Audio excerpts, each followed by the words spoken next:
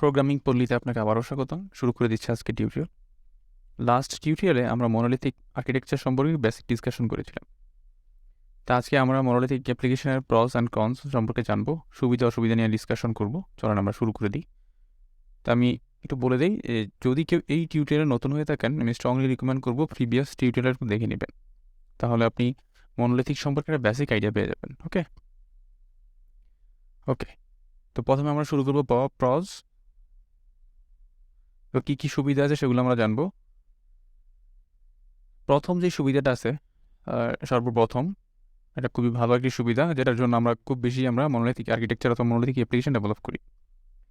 So development, when an application is built with one code base, it is easier to develop.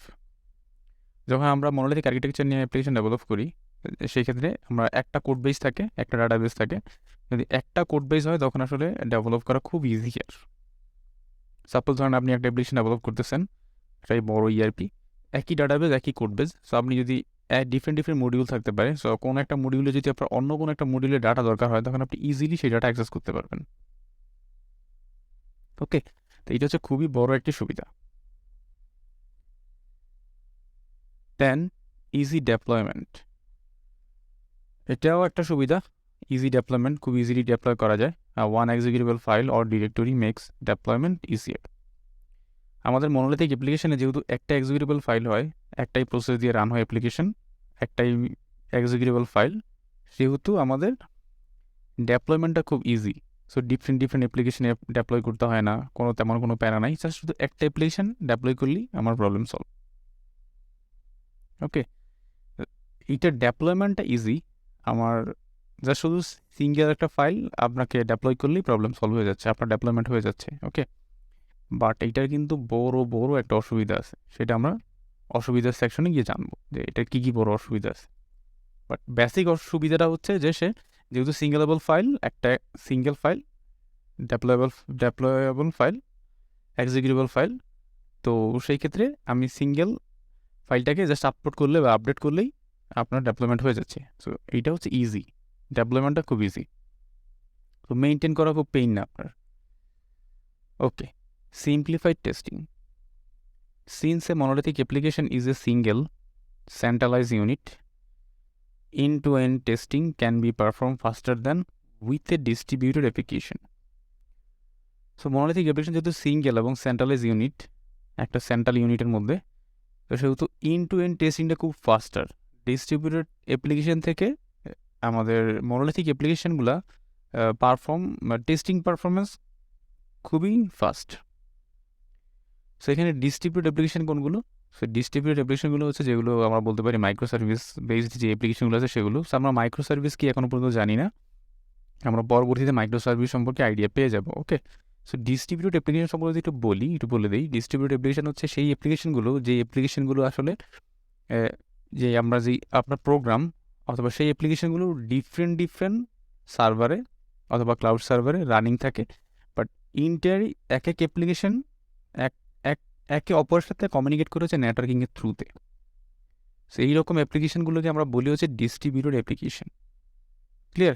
Suppose আপনার ই কমার্সের জন্য একটা বড় একটা অ্যাপ্লিকেশন আছে, আমরা যেটা নিয়ে চিন্তা করতেছি। ওকে, ই কমার্সের জন্য আলাদা অ্যাপ্লিকেশন থাকবে, যেমন আমাদের এখানে ক্যাটালগ, আমাদের প্রোডাক্টের ইনফরমেশন একটা সার্ভিসে থাকবে, বাস্কেট আমরা যতগুলো প্রোডাক্ট কাট করবো সেটা আলাদা একটা অ্যাপ্লিকেশনে থাকবে, ডিসকাউন্টগুলো আমাদের আলাদা অ্যাপ্লিকেশনে থাকবে, অর্ডারগুলো আলাদা অ্যাপ্লিকেশনে থাকবে। সবগুলোই হচ্ছে ডিফারেন্ট সার্ভারের মধ্যে থাকবে, বাট এটা কমিউনিকেট করবে হচ্ছে ইন্টারনেটের থ্রুতে। এইরকম যদি অ্যাপ্লিকেশনগুলো হয় সেগুলোকে আমরা বলি হচ্ছে ডিস্ট্রিবিউটেড অ্যাপ্লিকেশন। ওকে, তো এই ডিস্ট্রিবিউটেড অ্যাপ্লিকেশন থেকে টেস্ট করাটা অনেক ফাস্ট। যেহেতু আমাদের টেস্ট করা কেন ফাস্ট, যেহেতু এটা সিঙ্গেল একটা ফাইল, সব কোড একই জায়গায় থাকে, সো এইটার জন্য আপনার খুব বেশি কষ্ট করতে হয় না। একই জায়গায় আপনার একবার টেস্ট করলে আপনি সবগুলো রেজাল্ট পেয়ে যাবেন। আর ডিস্ট্রিবিউটেড অ্যাপ্লিকেশন যেহেতু ডিফারেন্ট অ্যাপ্লিকেশন ডিফারেন্ট সার্ভারে, সো আপনাকে ডিফারেন্টভাবে টেস্ট করতে হয় এবং সেগুলোকে আবার কম্বাইন করেও টেস্ট করতে হয়। ওকে, ফাইন। তো এই ছিল আসলে এর সুবিধাগুলো আমাদের মনোলিথিক আর্কিটেকচারের জন্য অথবা মনোলিথিক অ্যাপ্লিকেশন যারা ডেভেলপ করতেছেন তাদের হচ্ছে এই টাইপের সুবিধাগুলো আমরা ইউজ করতেছি। সুবিধার জন্য আরও কিছু বেসিক সুবিধা আছে, সেগুলো আমি ইগনোর করলাম। সেবারে আমরা চলে যাব কনস, অসুবিধা কী কী আছে আমাদের। সম্পর্কে জানবো। প্রথম যে অসুবিধাটা আছে সেটা হচ্ছে স্লোয়ার ডেভেলপমেন্ট স্পিড। তো ডেভেলপমেন্ট আসলে একটু ডেভেলপমেন্টের যে স্পিড আছে সেটা একটু স্লোয়ার হয়। কেন স্লোয়ার হয় বা কখন হয়?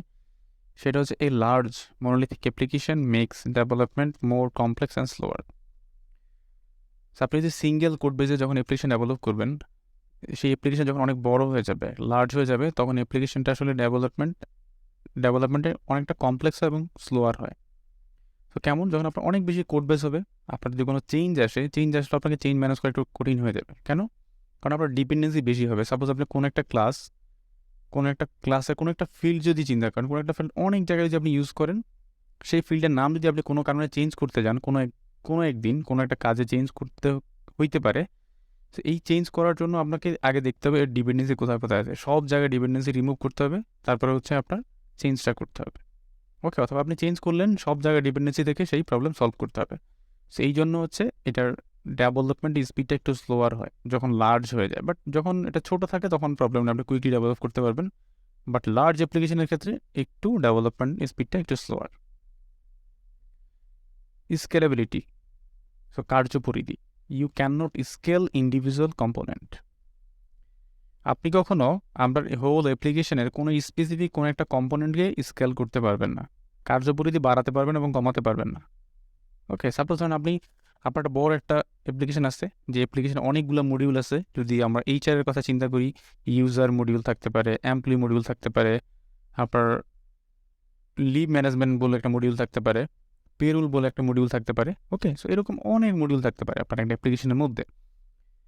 এই অ্যাপ্লিকেশনের মডিউলগুলো, সো সাপোজ ধরেন আপনার সেট আপ বলে একটা কনফিগারেশন টাইপের একটা মডিউল থাকতে পারে, যেগুলো হচ্ছে আমরা খুব বেশি চেঞ্জ হয় না, কনফিগারেবল ফাইল। আপনি হইতে পারে সেটা বছরে একবার আপনি চেঞ্জ করলেন, অথবা একবার সেট আপ করে দিয়েছেন, কন্টিনিউসলি সেটাই চলতেছে, এখানে চেঞ্জ করার দরকার হয় না।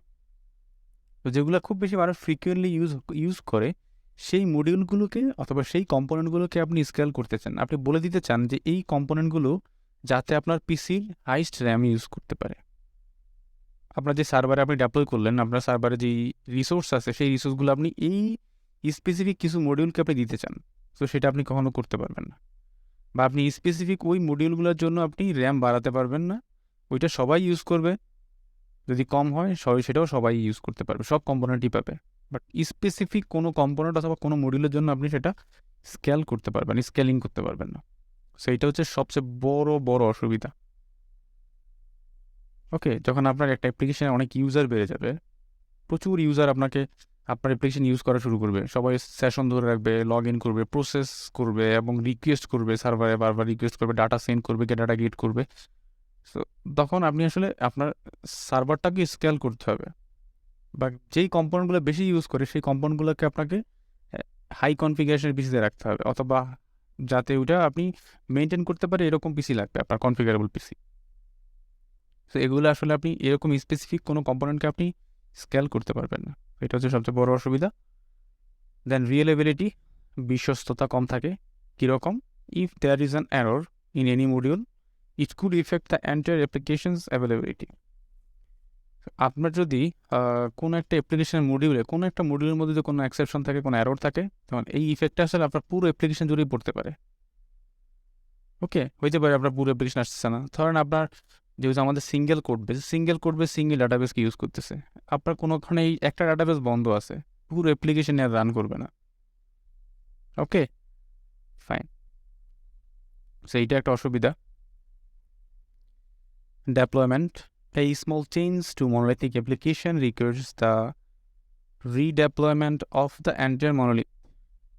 তার মানে আপনার যদি কোনো স্মল একটা চেঞ্জ আসে, সেই স্মল চেঞ্জের জন্য আপনার পুরো অ্যাপ্লিকেশনটাই ডেপ্লয় করতে হয়, রিডেপ্লয় করতে হয়। সো আমরা ডেপ্লয়মেন্ট নিয়ে একটা সুবিধা শিখেছিলাম, যে আমাদের মনোলিথিক আর্কিটেকচার ডেপ্লয়মেন্টটা খুব ইজি, বাট এটা খুব অনেক পেইনফুলও। সো পেইনফুল কোন জায়গায়? সেটা হচ্ছে একটা সিম্পল একটা চেঞ্জ আসার কারণে পুরো আমার একদম সব অ্যাপ্লিকেশনটাই আমাকে আবার ডেপ্লয় করতে হবে। সেটা হইতে পারে আপনার একটা স্পেলিং মিস্টেক ছিল কোডে, সেই আপনি স্পেলিং মিস্টেকটা চেঞ্জ করছেন, সেই চেঞ্জ করাটাও আপনি ততক্ষণ পর্যন্ত ইফেক্ট পড়বে না যতক্ষণ পর্যন্ত আপনি রিডঅ্যাপ্লাই করবেন। তার মানে আপনি সিম্পল একটা চেঞ্জের জন্য হলেও আপনাকে রিডঅ্যাপ্লাই করতে হবে, আবার ডেপ্লয় করতে হবে, তা আবার আপনার হোল অ্যাপ্লিকেশন। এখন ধরেন আপনি এই যে সম্পূর্ণ অ্যাপ্লিকেশন আবার ডেপ্লয় করবেন, সেই ক্ষেত্রে আপনাকে দেখতে হবে আপনার ইউজাররা আপনার অ্যাপ্লিকেশন ইউজ করতে হইতে পারে, কোনো প্রসেস রান করছে। সো এই সময় যদি আপনি অ্যাপ্লিকেশন আবার ডিপ্লয় করেন তখন ওরা অনেক প্রবলেম ফেস করবে। সো এগুলা একটু টেকনিক্যালি হ্যান্ডেল করতে হয়। তো এইরকম প্রবলেমগুলো আপনার পড়বে। সিম্পল একটা চেঞ্জের জন্য আপনাকে অ্যাপ্লিকেশন রিডেপ্লয় করতে হতে পারে।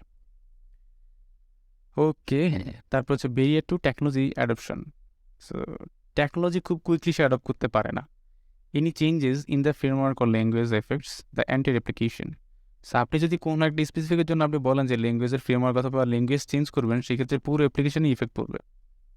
Make changes open expensive and time consuming. আপনি যেই চেঞ্জগুলো করতে চান তখন আসলে আপনার কষ্টও হবে, এক্সপেন্সও যাবে, অ্যান্ড হচ্ছে টাইম কনজিউমিংও হবে। স্যার আমি যদি এক্সাম্পল দিই, সাপোজ আপনি বড় একটা অ্যাপ্লিকেশন ডেভেলপ করতেছেন উইন্ডোজ ফর্মে অথবা ওয়েব ফর্মে। তো যখন ওয়েব ফর্ম ছিল, এখন একজন মানুষ তাদের অ্যাপ্লিকেশন ওয়েব ফর্মে ডেভেলপ করতেছে, তাদের 8-10 জনের টিম আছে, সব ডেভেলপাররা মিলে মোটামুটি অনেক দিন ধরে কাজ করে একটা সফটওয়্যার একটা মোটামুটি একটা জায়গায় নিয়ে আসছে। ওকে, এখন আপনার টেকনোলজি চেঞ্জ হয়ে গেছে, এমবিসি চলে আসছে, এমবিসি নিয়ে অনেক হইচই পড়তেছে, এমবিসি মানুষজন খুব ভালো ইউজ করতেছে, এটা খুব ওয়েব ফর্ম থেকে অনেক ফেসিলিটি আছে। তো এখন আপনি কী করবেন? আপনি কি চাইলেই আপনার ওয়েব ফর্ম অ্যাপ্লিকেশনকে আবার এমবিসিতে কনভার্ট করতে পারবেন? সো মনোলিথিক আর্কিটেকচার এটা পসিবল না, আপনি সেটা সহজেই করতে পারবেন না। ওকে, যদি আপনি সেটা করতে চান করতে পারবেন। আপনি যদি একবার আপনি ল্যাঙ্গুয়েজ চেঞ্জ করতে চান, দেখবেন আপনার পুরো অ্যাপ্লিকেশনে আপনার ইফেক্ট পড়ছে, তখন আপনাকে ধরে ধরে আপনি আস্তে আস্তে চেঞ্জ করতে হবে। তো এই যে আপনার সময়টা লাগবে চেঞ্জে করবেন আস্তে আস্তে ধীরে ধীরে, সেটার জন্য আপনাকে আবারও সময় দিতে হবে এবং সেটার জন্য আপনার কষ্ট যাবে। ওকে, কারণ আপনার ডেভেলপার আবারও সেটার জন্য আবার কাজ করবে, আপনার সেই ক্ষেত্রে তাদেরকে স্যালারি দিতে হবে, বেতন দিতে হবে, সেই জন্য আপনার এক্সপেন্স যাবে, আপনার অফিস কস্ট যাবে, ইলেকট্রিসিটি কস্ট যাবে, এরকম অনেক কস্ট আছে। ঠিক আছে, এইসব আপনার কস্ট যাবে। সো আপনি কুইকলি আপনি কোনো টেকনোলজির সাথে অ্যাডপ্ট করতে পারবেন না যদি মনোলিথিক আর্কিটেকচার নিয়ে কাজ করে থাকেন।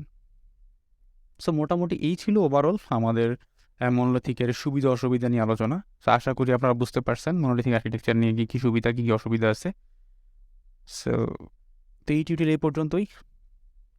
এতক্ষণ পর্যন্ত যারা আমার কথা শুনলেন সবাইকে আবারও ধন্যবাদ, এবং যারা এখনও পর্যন্ত আমার চ্যানেলকে সাবস্ক্রাইব করেন নাই প্লিজ সাবস্ক্রাইব করবেন এবং সাথেই থাকবেন। আর যারা প্রোগ্রামিং লার্নিং করতে ইন্টারেস্টেড তাদের সাথে আমার চ্যানেলটা শেয়ার করবেন, তাহলে আমি খুব উপকৃত হব এবং আমাদের ভিডিও বানাতে আরও উৎসাহিত হব। সে পর্যন্ত ভালো থাকবেন, সাথেই থাকবেন। আল্লাহ হাফেজ।